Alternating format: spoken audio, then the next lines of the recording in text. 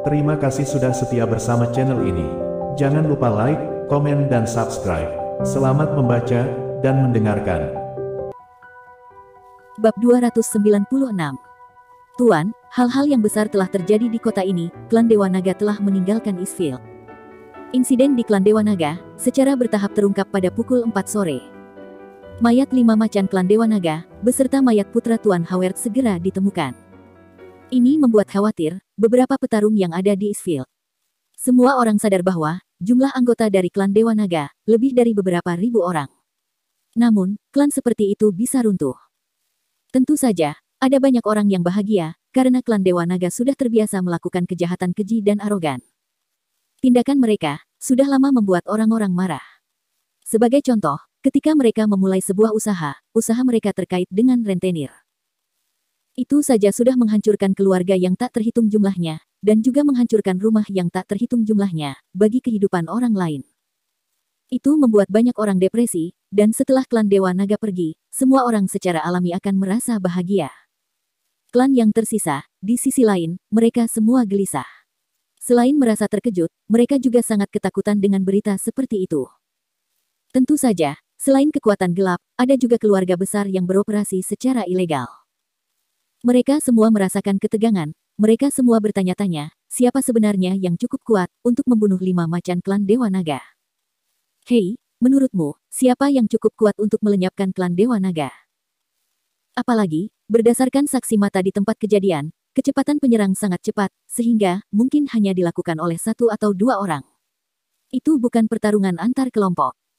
Nona tanya, baru saja akan pergi berbelanja, karena Jack baru saja tiba, kemudian dia membawanya. Sebelumnya, setiap kali dia akan pergi kemanapun, demi keselamatannya, dia lebih suka membawa beberapa pengawal. Namun, karena kemampuan Jack sangat kuat, dia merasa bahwa hanya membawa dia saja sudah cukup. Bagaimana aku tahu? Orang-orang di Klan Dewa Naga bukanlah orang yang baik hati, dan mereka telah membuat banyak musuh. Sehingga, jika mereka dibalas oleh seseorang, adalah sesuatu hal yang wajar. Jack tersenyum tenang, mengeluarkan sebatang rokok dan mulai merokok perlahan. Nona tanya menatap Jack, sebelum bertanya dengan rasa ingin tahu, aneh. Gajimu tidak terlalu rendah, dan tidak ada alasan bagimu untuk menabung terlalu sedikit, kan? Mengapa kamu masih merokok rokok White Sand? Seharusnya, kamu merokok dengan rokok oriental. Setelah Jack mendengar itu, dia tertawa terbahak-bahak. Kemudian, dia tersesat dalam ingatannya. Dia berkata, kamu tidak mengerti, merek rokok ini telah menjadi bagian dari ingatan hidupku. Bolehkah kamu berbagi cerita denganku? Nona tanya melirik Jack. Ini adalah pertama kalinya, dia melihat Jack dalam suasana hati yang begitu melankolis. Tampaknya, rokok White Sand ini memiliki latar belakang yang cukup mendalam. Jack menghirup rokoknya dalam-dalam sebelum berkata, ketika aku pertama kali menginjakkan kaki di medan perang saat itu, aku benar-benar ketakutan. Sebelumnya, aku bukanlah seorang perokok. Mendapatkan sebatang rokok di medan perang adalah tantangan tersendiri. Aku punya seorang teman yang sangat suka merokok, dia juga telah membunuh banyak musuh kita. Dia menjadi pahlawan dan juga pernah menyelamatkan hidupku. Saat dia berbicara, Jack meratap, sayangnya, pada suatu saat, dia tertinggal di sebuah pertempuran karena dia ingin mencari rokok White Sand favoritnya. Akibatnya, aku menggendongnya di genangan darah, dan dia menyodorkan rokok itu ke tanganku dan memberikannya kepadaku sambil tersenyum. Dia berharap, aku akan menghabiskan seluruh bungkus rokok itu, atau kalau tidak, pencariannya akan sia-sia. Mata Jack berangsur-angsur menjadi merah saat dia berbicara. Dia berkata, dia jauh lebih tua dariku, dan telah menyelamatkan nyawa prajurit yang tak terhitung jumlahnya. Karena usianya, dan karena nama belakangnya adalah Brothers, kami semua memanggilnya Bro. Bro sangat kuat, dan kami memanggilnya God of Blades, karena spesialisasinya adalah bermain pedang. Dia bisa membunuh siapa saja, dengan satu tebasan, dan tak terhitung musuh yang tewas di bawah pedangnya. Aku tidak menyangka, semua itu dia lakukan hanya untuk sebungkus rokok. Saat Nona tanya menatap mata Jack yang berangsur-angsur memerah, banyak pikiran berkecamuk di benaknya. Dia bisa merasakan rasa sakit yang Jack rasakan saat itu. Itu sebabnya, Jack menolak mengganti merek rokoknya, karena untuk mengenang temannya yang telah gugur di medan perang. Mungkin, saat dia menghisap rokok ini, dia bisa merasakan Bro berada di sisinya. Bab 297. Bayangan penyelamatan oleh Jack terwujud di dalam pikiran Nona tanya. Saat dia sedang melamun, dia tidak menyadari, beberapa Audi di depannya tiba-tiba berhenti.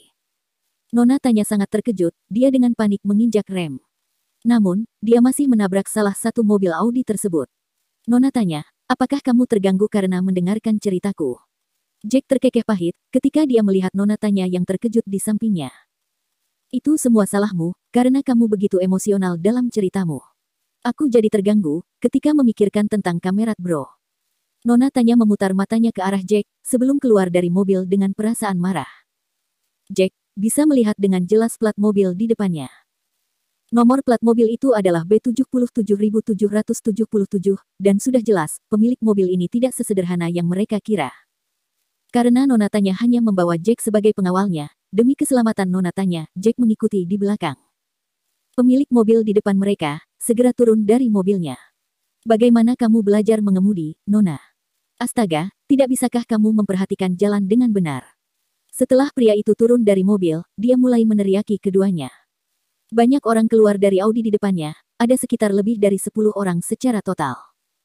Mereka semua mengenakan kemeja putih, celana jeans hitam, dan sepatu kulit yang mengkilap. Mereka semua tampak sangar, dan mereka semua adalah pengawal. Seorang pria yang memakai pakaian yang berbeda, dengan kemeja dan desain bunga di atasnya, berjalan mendekati mereka. Dia berkata, "Puff, cantik sekali. Dia mengendarai Ferrari. Lumayan, putri orang kaya, kan? Maaf, aku tidak memperhatikan sebelumnya, juga, mobil di depanku mengerem terlalu mendadak, jadi." Karena itu adalah kesalahannya, yang menyebabkan baret pada mobil Audi, dan meskipun baret itu tidak terlalu parah, Nona tanya cukup tulus ketika dia segera meminta maaf kepadanya. Tentu saja, orang itu tidak sepenuhnya bebas dari kesalahan. Jack sudah mengetahui, dia mengerem segera, setelah berpindah jalur dengan tiba-tiba. Ini membuatnya skeptis, jika orang itu sengaja bermain-main dengan Nona tanya, setelah menyadari betapa cantiknya Nona tanya. Apalagi, pria berbaju bunga itu, adalah orang terakhir yang turun dari mobil. Ini penyok pada mobilku, kamu mengerti. Jadi, apakah kamu pikir hukum tidak berlaku untukmu, hanya karena kamu mengendarai Ferrari? Maaf, keluargaku sangat kaya, dan mobil seperti ini, kami memiliki beberapa di rumah. Pria berbaju bunga itu mengamati Nona tanya, sebelum dengan menggoda berkata, kamu masih muda, dan tubuhmu sangat bagus. Jadi, bagaimana kamu berencana mengganti kerusakannya? Mobilmu akan cukup mahal untuk diperbaiki, tetapi, untuk menunjukkan permintaan maafku yang tulus, aku akan mentransfer $100.000 kepadamu. Jadi, bagaimana menurutmu? Setelah beberapa pemikiran, Nona tanya berbicara. $100.000. Apakah kamu sedang menyumbang untuk seorang pengemis? Pria itu mulai tertawa, ketika dia mengatakan itu. Bab 298.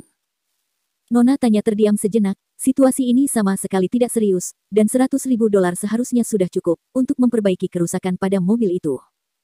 Dia tidak pernah berharap, pria itu akan menjawab seperti itu. Tetap saja, dia menggertakkan giginya, dan menahan amarahnya sebelum berkata, $500.000 seharusnya cukup, kan? Ini tidak lebih dari mobil Audi R8, jangan anggap aku bodoh, yang tidak tahu apa-apa tentang mobil. Pria itu hanya terkekeh. Kamu cukup menarik, Nona. Kamu benar-benar tahu tentang mobil. Sepertinya, kamu jauh lebih baik, daripada kebanyakan pengemudi wanita lainnya. Pria itu mulai tertawa terbahak-bahak, sebelum melanjutkan, jadi, menurutmu membayar kerusakan mobilku, akan baik-baik saja untukmu. Kamu menabrak mobilku dan mengejutkanku. Kamu harus membayar kerusakan mental yang aku derita, bukan? Oh, itu benar, biaya ketidakmampuan kerja juga. Waktuku sangat berharga, dan bernilai jutaan dolar. Para pengawal di sekitarnya mulai tertawa, setelah mendengar perkataan pria itu. Jadi, gadis, apakah menurutmu $500.000 sudah cukup? Pria itu mengambil langkah lebih dekat, sambil tertawa sinis. $1 juta, tidak lebih dari itu.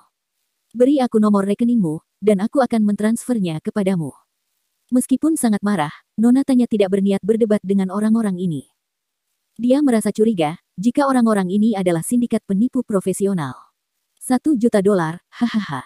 Dia tidak menyangka, pria itu akan tertawa lagi. Bagaimana itu cukup? Dia mengejek. Kalian tidak akan pergi, sampai kamu memberiku $100 juta. Nona tanya semakin kesal, saat mendengar permintaan pria itu. Ini bukanlah ingin menipu, ini adalah perampokan secara terang-terangan. $100 juta. Kamu mau menipu orang lain, kan? Jack, sudah tidak bisa lagi mengendalikan emosinya. Tampaknya, pria itu menggertak Nona Tanya, karena lebih banyak orang yang bersamanya. Ini menjadi sangat tidak masuk akal. Apa yang kamu bicarakan? Dilihat dari penampilanmu, kamu cukup tampan. Kamu tidak kebetulan menjadi pacar wanita ini, kan? Mengapa kamu tidak membayar 100 juta dolar untuknya? Pria itu tertawa. Dia memiliki ekspresi puas di wajahnya, dan tidak menganggap serius Jack. Nona Tanya merasa malu saat mendengarnya. Tidak, dia bukan pacarku, dia dengan panik menjelaskan. Dia hanya pengawalku. Oh, itu artinya, kamu belum punya pacar, kan? Betul, kan? Dia mencibir. Karena kamu tidak punya pacar, kenapa kamu tidak berkencan denganku? Pria itu menyeringai, sambil terus berbicara dengan Nona Tanya. Apakah kamu tahu siapa dia? Kamu mengatakan omong kosong, tentang keinginan untuk menjadi pacarnya. Jack terkekeh, saat dia mengingatkannya. Pria itu terlalu lalai, untuk mengetahui siapa Nona Tanya sebenarnya. Tentu saja, sangat normal bagi pria itu, untuk tidak mengetahui tentang Nona Tanya, karena plat nomor dari mobil-mobil ini, menunjukkan bahwa mereka berasal dari luar negara bagian, dan bukan dari Eastfield. Tidak yakin, apakah mereka datang untuk mengunjungi kerabat mereka, atau mereka datang ke sini untuk berlibur. Aku tidak peduli siapa dia. Itu tidak ada hubungannya dengan pengawal sampah sepertimu, kan? Selain itu, dia hanya keluar dengan satu pengawal. Menurutku, latar belakang keluarganya cukup rata-rata. Jangan hanya menilai dari mobil mahal yang dia kendarai. Keluarga rata-rata hanya akan mengendarai mobil sport semacam ini untuk dipamerkan. Nilailah sendiri untuk melihat siapa yang akan bepergian dengan santai, dengan 10 hingga 20 pengawal, oke. Keluarga seperti ini mencontohkan orang kaya sejati yang sebenarnya. Pria yang mengenakan kemeja bunga menjadi lebih bersemangat ketika dia berbicara kepada Nona Tanya. Nona, kamu tidak akan mampu membayar 100 juta dolar, kan? Jika kamu tidak bisa, kita bisa membicarakan kompensasi dengan metode yang berbeda. Nona Tanya menggertakkan giginya saat dia mendidih karena marah. Maaf, aku mampu membayar 100 juta dolar, namun, aku tidak akan memberi 1 sen pun untuk orang yang tidak mempunyai akhlak sepertimu. Bab 299. Setelah amarahnya meledak, Nona Tanya segera berbalik untuk masuk ke dalam mobilnya. Ayo kita pergi, Jack, serunya. Jangan repot-repot dengan para sampah seperti ini, mereka semua bajingan. Mereka menginginkan lebih banyak, setelah kita menunjukkan rasa hormat kepada mereka. Nona Tanya selalu melakukan hal-hal dengan cara yang sangat sopan. Karena dia yang bersalah, dia meminta maaf kepada orang itu, dan bermaksud untuk membayar kerugiannya. Dia tidak pernah berharap, orang itu begitu tidak masuk akal. Dia sangat marah saat ini. Kamu mau pergi? Aku tidak bisa membiarkanmu pergi, dengan semudah itu, kan? Pria itu terkekeh, dan segera melambaikan tangannya. Itu memberi isyarat kepada semua bawahannya, untuk bergegas dan segera mengepung Jack dan Nona Tanya. Apa sebenarnya yang kamu inginkan? Kamu bermimpi, jika aku mau menjadi pacarmu, mengerti? Itu tidak akan pernah terjadi, seumur hidupku. Nona Tanya sangat marah. Dia tidak pernah sekalipun diintimidasi, bahkan ketika dia masih kecil. Pria itu terkekeh pelan. Kalau begitu, mari kita sederhanakan situasinya. Biarkan aku menciummu sekali, itu seharusnya baik-baik saja, kan? Karena kamu tidak punya pacar, dan itu mungkin ciuman pertamamu, ciuman itu bisa menjadi cara untuk membayar kompensasinya. Pikirkan tentang itu, ciuman tunggalmu bernilai 100 juta dolar. Tidakkah kamu seharusnya bersemangat tentang itu? Pria itu tertawa sinis, dan sepertinya tidak menganggap serius Nona Tanya. Nona Tanya, menurutku, orang-orang ini ingin melakukannya dengan cara yang sulit. Jack memperhatikan arogansi pria itu, si brengsek ini berani memaksakan ciuman kepada Nona Tanya. Dia meremas tinjunya segera, saat dia berbicara sambil tersenyum. Baiklah, kalahkan mereka untukku, sampai mereka semua berbaring di tanah. Tanya terengah-engah karena sangat marah. Meskipun mereka memiliki jumlah orang yang lebih banyak, dia yakin dengan kemampuan Jack. Dia seharusnya bisa mengalahkan mereka semua. Selain itu, jika Harvey ada di sini, dia tidak akan kesulitan untuk mengurus 10 hingga 20 orang-orang ini. Belum lagi, Jack jauh lebih kuat daripada Harvey. Apakah kamu pikir, pengawalku semuanya mudah dikalahkan? Apakah kamu ingin mengatakan, lebih dari selusin orang-orangku, tidak bisa mengalahkan satu orang? Pria itu berbicara dengan nada mengejek. Oh, aku mengerti sekarang.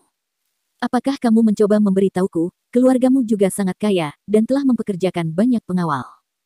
Oleh karena itu, kamu pikir dengan membawa 1 atau 2 pengawal yang kuat sudah cukup. Nona, aku tahu ada banyak pengawal orang kaya, atau harus aku katakan, pedagang yang kaya, juga akan menyewa pengawal, jika keluarga mereka juga kaya.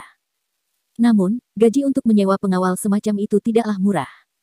Oleh karena itu, untuk menghemat uang, mereka tidak akan mempekerjakan terlalu banyak pengawal yang kuat. Aku pikir itu situasimu, kan? Pria itu tertawa terbahak-bahak, seolah-olah dia telah mengetahui segalanya. Dia kemudian melambaikan tangannya dan berkata, tangkap wanita itu untukku. Aku ingin mencium dia sepuasnya, sebagai ganti rugi atas kerusakan mobilku. Gedebuk, gedebuk, gedebuk. Hanya dalam beberapa saat, Jack langsung menyerbu ke depan dengan tinjunya, yang membuat beberapa pengawal pria itu tergeletak di aspal di pinggir jalan. Mereka semua berteriak kesakitan. Kalian sekelompok sampah yang tidak berguna. Bagaimana bisa, kalian bahkan tidak bisa menahan 1 pukulan pun. Pria berbaju bunga itu sangat marah, saat dia melihat anak buahnya tergeletak di aspal. Saat dia berbicara, sekelompok pengawal yang lain, mulai berjatuhan seperti lalat, karena serangan cepat dari Jack. Ada beberapa luka di tubuh mereka, sampai-sampai mereka tidak bisa melawan. Mereka semua tersingkir oleh Jack, bahkan mereka tidak bisa menahan 1 pukulan pun dari Jack. Melihat anak buahnya tergeletak di aspal, pria berbaju bunga itu sangat ketakutan. Dia segera berlari kembali ke dalam mobilnya dan dengan cepat pergi. Dia tidak peduli dengan kondisi bawahannya. Bab 300. Pengecut itu lari secepat kelinci. Jack tertawa pahit sambil menatap mobil yang pergi. Kamu, Jack, sangat gila. Jika Harvey yang ada di posisimu, dia tidak akan bisa menyelesaikan tugas secepat itu, meskipun dia juga ahli dalam pertempuran. Setelah Tanya melampiaskan rasa frustrasinya yang terpendam, dia langsung merasa jauh lebih baik. Jack tertawa dalam hati. Tidak bisakah aku menjadi profesional, karena dibayar begitu banyak? Dia kemudian membuka pintu mobilnya dan berkata, ayo, Nona Tanya, mari kita lanjutkan berbelanja. Jangan terpengaruh oleh sekumpulan sampah seperti mereka. Keduanya segera pergi, dan melanjutkan untuk berbelanja. Tuan muda yang mengenakan kemeja bunga itu, segera menuju ke rumah Ken Clark. Dengan tergesa-gesa dia berkata, kamu harus membantuku, sepupu. Pria dengan kemeja bunga merengek dan mengeluh, saat dia bertemu dengan Ken. Dengar, aku di sini untuk liburan yang menyenangkan di Eastfieldmu, tapi aku tidak menyangka, akan segera diganggu sebelum aku menginjakkan kaki di rumahmu. Dia menggerutu. Ken Clark, sudah sangat frustasi, saat memikirkan cara untuk mendapatkan Selena. Sekarang, setelah dia memperhatikan kehadiran Flynn di sini, dia dengan tidak sabar menjawab, ada apa?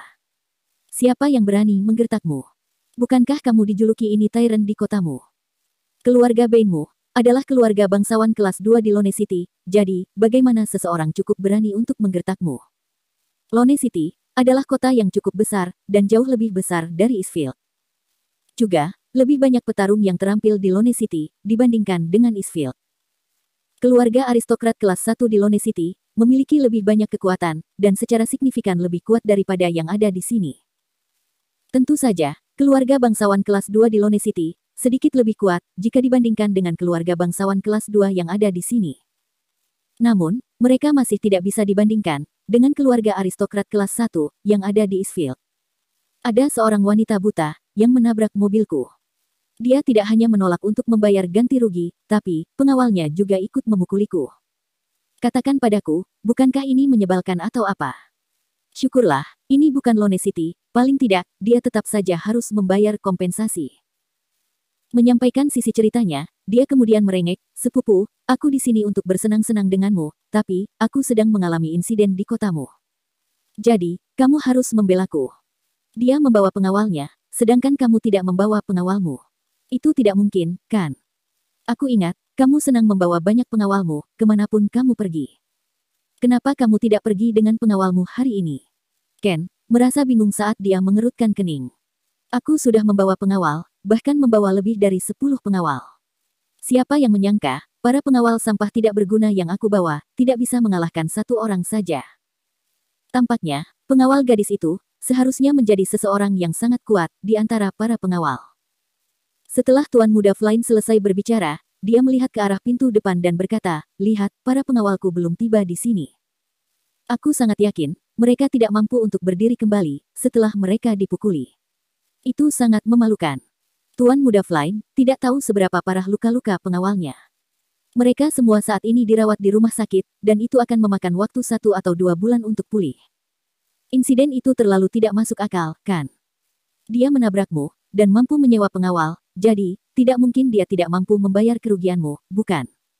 Juga, mobilmu tidak rusak terlalu parah. Ken tidak bodoh, dan dia tahu orang seperti apa sepupunya itu.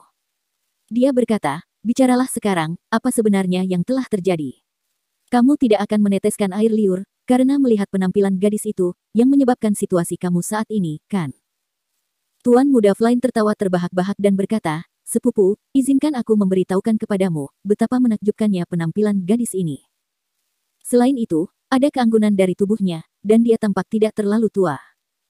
Namun, bentuk tubuhnya, ya ampun, sangat menawan dan menggemaskan.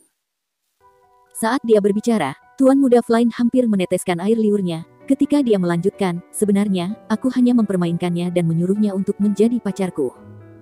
Akan tetapi, dia tidak hanya secara terang-terangan menolakku, dia bahkan memberitahuku bahwa aku sedang bermimpi.